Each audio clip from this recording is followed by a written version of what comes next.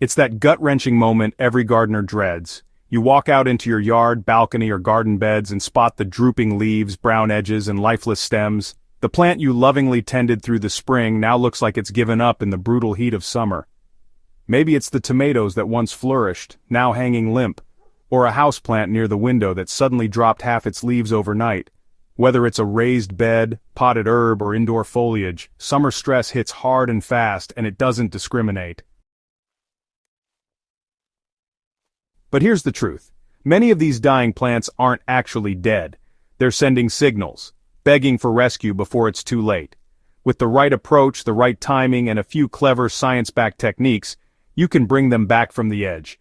The heat may be intense, but so is the plant's will to live. It's our job to meet it halfway. Today, we're going deep into how to revive your stressed, wilted, or nearly dead plants this summer. This isn't just another list of tips. This is a gardener's survival guide, crafted for beginners and seasoned growers alike. Let's dig in. Before you water, prune, or repot, take a moment to assess what your plant is really trying to tell you. Wilting could mean too much water or not enough. Yellowing could signal a nutrient problem, or sunburn. Summer doesn't just bring heat, it magnifies every weakness in your plant's growing environment. Start by checking the soil. Push a finger down a couple of inches. If it's bone dry, dehydration is likely your culprit. But if it feels soggy or smells sour, root rot from overwatering might be the real threat. Now, examine the leaves. Crispy edges usually point to sunburn or low humidity, while limp, soft leaves might indicate overwatering or root stress. Also look underneath the leaves and along stems. Summer is prime time for spider mites, aphids, and fungal spores. Tiny webs, white dots, or black mold may not be obvious at first glance, but these hidden invaders can take down a healthy plant fast if left unchecked. Identifying the true problem isn't about guessing, it's about observing. Don't rush this step. A misdiagnosis here could send your plant over the edge. You know, water is often the first thing gardeners reach for when a plant looks weak. And unfortunately, it's often the wrong first move. In summer, both overwatering and underwatering can actually produce identical symptoms. The key is to adapt your watering based on soil texture, plant type, and container size. For underwatered plants, especially those in containers, a surface sprinkle just won't cut it. Instead, submerge the entire pot in a basin of water and let it soak until the bubbles stop rising. This ensures the root ball is fully hydrated, especially if it has shrunk and pulled away from the pot edges. If the plant is overwatered and the roots are drowning, you need to act quickly. Pull it from the pot and inspect the root system. Trim away any mushy, blackened roots.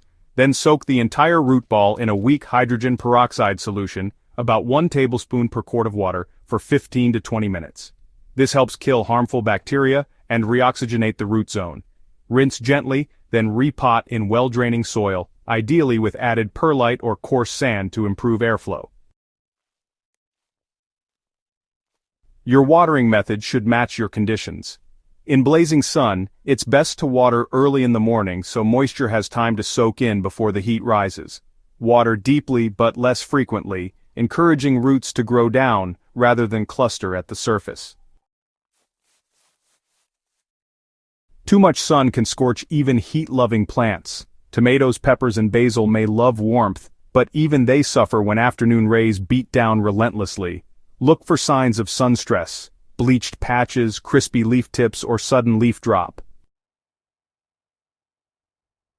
If the plant is outdoors, move it to a spot with filtered light, or create temporary shade with row covers, an umbrella, or even cardboard panels angled to block the harshest sun. For indoor plants, pull them back from the window or rotate them slightly every day to even out exposure. On the flip side, some struggling plants may be gasping for more light. If you notice leggy stems or pale foliage, they may need brighter conditions. Consider adding a full-spectrum grow light for indoor rescues. Just remember, it's about balance. Dead or damaged leaves not only look bad, They drain energy from the plant's recovery process. Carefully prune brown, yellowed, or diseased sections using clean, sharp scissors. Always sterilize your tools between cuts with rubbing alcohol to avoid spreading fungal spores or bacteria. If the stems are soft or blackened near the base, you may need to prune down to healthy green tissue. Dust cut areas with cinnamon, a natural antifungal, to protect the wounds and reduce infection risk. This simple step is especially helpful on soft stem plants like basil or mint. Don't go overboard.